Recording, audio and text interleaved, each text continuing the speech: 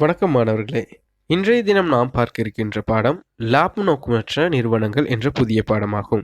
நாம் ஒரு வணிகம் என்று பார்க்கும் பொழுது பெரும்பாலும் எல்லா வணிகமும் லாபத்தினை உழைக்கக்கூடிய ஒரு வணிகமாகும். இவற்றினுடைய பிரதான முயற்சியானது லாபத்தை உழைத்தலாகும். இருப்பினும் ஒரு சில வணிகங்கள் லாபத்தை உழைத்தலானது பிரதான நோக்கமாக கொள்ளாது சமூக நலன்களை பிரதான நோக்கங்களாக கொண்டு இயங்கும். இவற்றினுடைய நோக்கம் லாப நோக்கமாக இருக்காது. இவை லாப நோக்கற்ற நிறுவனங்கள் என்று அழைக்கப்படும். இவ்வாறு இருக்கக்கூடிய நிறுவனங்களாக விளையாட்டு கழகங்கள், இளைஞர் அமைப்புகள், மாதர் சங்கங்கள், கிராம அபிவிருத்தி சங்கங்கள் மற்றும் மரண நலன்புரி சங்கங்கள் என்பவற்றினை குறிப்பிட முடியும். இத்தகைய அனைத்து அமைப்புகளினது நோக்கமாக அமைவது அங்கத்தவர்கள் நலன்கள் மற்றும் அபிவிருத்தி, சமூக தொடர்பு போன்றவற்றினை வளர்த்து கொள்வதாகும்.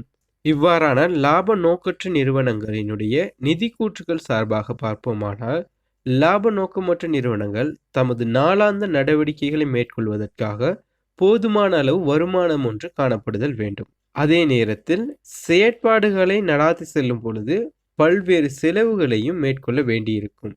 எனவே வணிகங்கள் பல்வேறு வழிகளில் நிதியை திரட்டிக் கொள்கின்றன.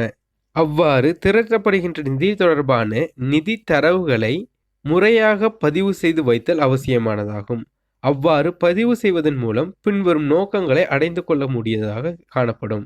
அவ்வாறான நோக்கங்களாக அமைப்பு தொடர்பான விளக்கத்தை அங்கத்தவர்களுக்கும் ஏனைய அக்கறை செலுத்தும் பிரிவினர்களுக்கும் வழங்குவதல், அங்கத்தவர்களின் நம்பிக்கையை பேணிக் கொள்வதற்கு, அமைப்பின் எதிர்கால நடவடிக்கைகளை சரியாக திட்டமிடுவதற்கு, அமைப்பின் நடவடிக்கைகளை ஒழுங்கான முறையில் நடாத்தி செல்வதற்கு போன்ற பல எதிர்பார்ப்புகளை பூர்த்தி செய்வதற்காக இந்த லாப நோக்கற்ற நிறுவனங்களுடைய நிதி கூற்றுகள் உதவுகின்றன.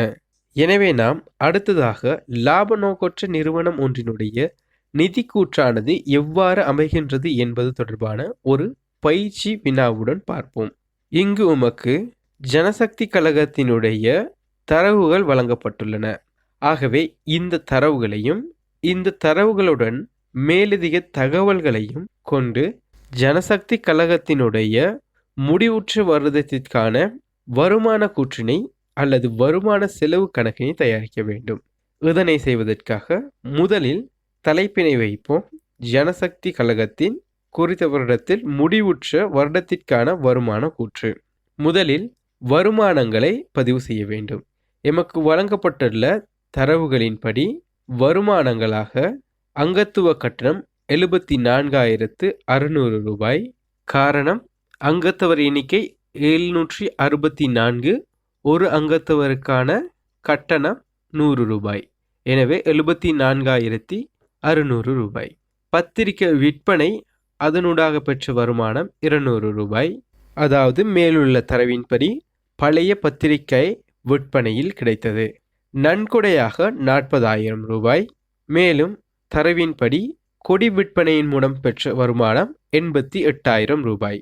நாம் கொடி விற்பனையில் பெற்ற 86,400 ரூபாயினும் மேலும் கிடைக்க வேண்டியுள்ள 1,600 ரூபாயும் சேர்த்து இந்த 88,000 கொடி விற்பனை வருமானமாக பெற்றுள்ளோம். காரணம் நாம் இங்கு வருமான கூற்றினையே தயாரிக்கிறோம். எனவே இந்த வருடத்திற்கான மொத்த வருமானம் 2,02,800 ரூபாய். அடுத்ததாக கழிப்பனவுகள், செலவுகள். முதலாவது நன்கொடை வழங்கியது 1,200 ரூபாய். காகிதாகிகள் செலவுகள் 520 ரூபாய். பத்திரிகைகள் கொள்வனவு 1,280 ரூபாய். தொலைபேசி கட்டணம் 840 ரூபாய். நிவாரணம் வழங்கல் 2,500 ரூபாய். மின்சார கட்டணம் 1,300 ரூபாய். கட்டட வாடகை 7,000 ரூபாய். உபசரணை செலவு 640 ரூபாய். எனவே இந்த வருடத்திற்கான மொத்த செலவுகளுடைய கூட்டுத்தொகை 15,280 ரூபாய். ஆகவே மிகை வருமானம் அல்லது செலவிலும் கூடிய வருமானம் 1,87,520 ரூபாய். இதுவே ஜனசக்தி கழகத்தினுடைய வருமான கூற்றாக அமைகின்றது. மேலும் இது போன்ற காணொளிகளையும் மேலும் பல பயன் தரும் விடயங்களையும் பெற்றுக்கொள்ள www.tamilcourses.com என்ற வலைதளத்திற்கு சென்று பல புதிய பயன்மிக்க தகவல்களையும் விளக்கங்களையும் பெற்றுக்கொள்ளுங்கள். நன்றி.